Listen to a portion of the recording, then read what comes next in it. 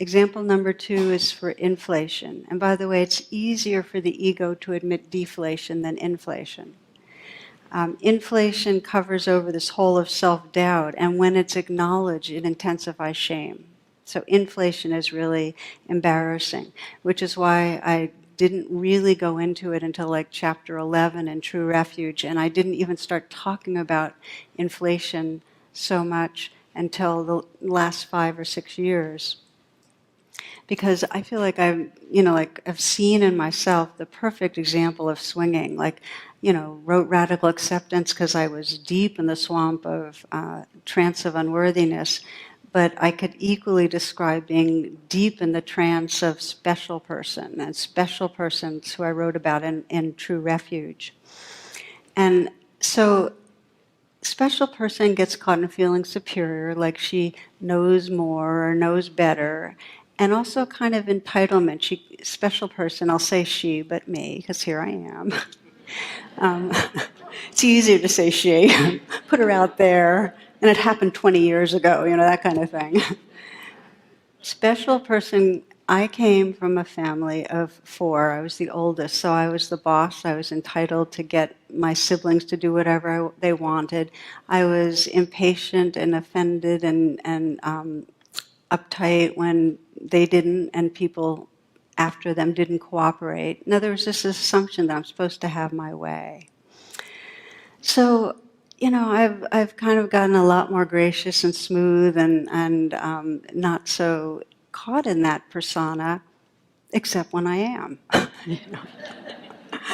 So example, I think this was about a year or so ago, not that long ago, I remember I do a daily walk by the Potomac. We live right near the park, and that's when I get really honest with myself. I'm walking and I can replay things that happen and just really get, oh, okay, well that was really coming from that inflation space. And I started sensing with Jonathan, my husband, how my computer had been flaking out and how I was expecting Jonathan to drop everything to take care of my computer. Or I had so much to do. I was so important that I was expecting him to kind of organize himself around me. And got really upset with that because it was so not new. It was so familiar that once again I had kind of created a distance out of the sense of some entitlement or self-importance. And so when I get upset with it, there's a swing, and I'm as much in the shame as I am in the importance. I'm ashamed of the importance, but the importance has still got some tenacity.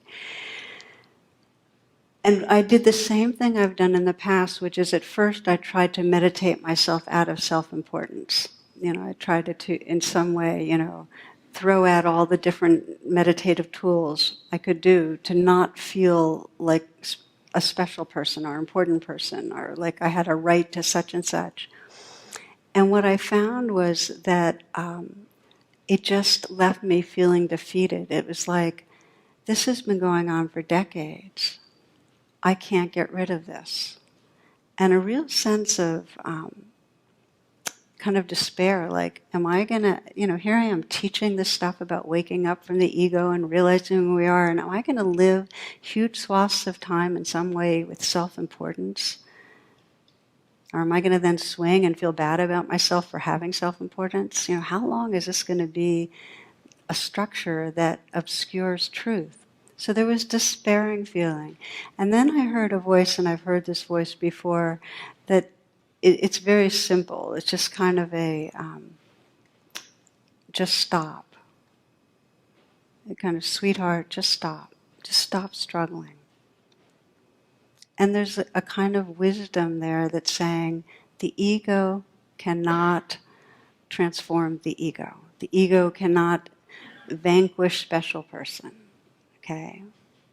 Just stop. And so in that just stop, there's a part of me that went, yeah, but if I just stop, then it'll come back again, that kind of thing. And then again, just stop.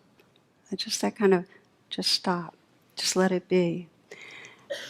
And then in those moments of just stop, just let it be, I kind of spontaneously went like this. And for those that can't see, I have my hands kind of cupped and my head bowed.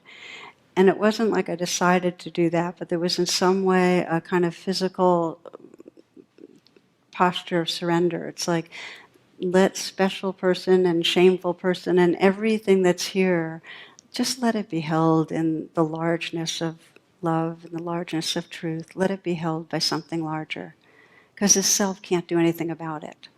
So there was a kind of physical surrendering and a relaxing, not getting rid of, just knowing that it belongs, like it belongs to the earth. It just belongs to the earth. It's not my special person. And in the moments of that gesture, there was this natural relaxing open, a natural, I'm coming back to Maya Angelou's language, this sense of being at home, exactly where I was. There was a sense of space, and there wasn't anybody there. There was just aliveness happening and lucidity.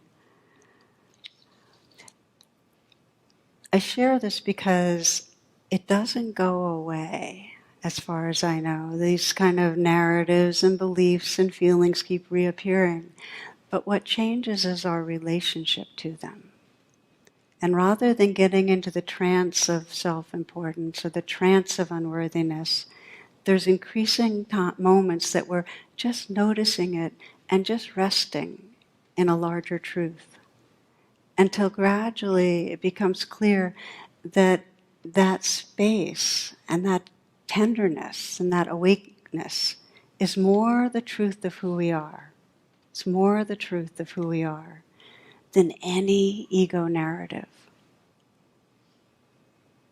That's freedom.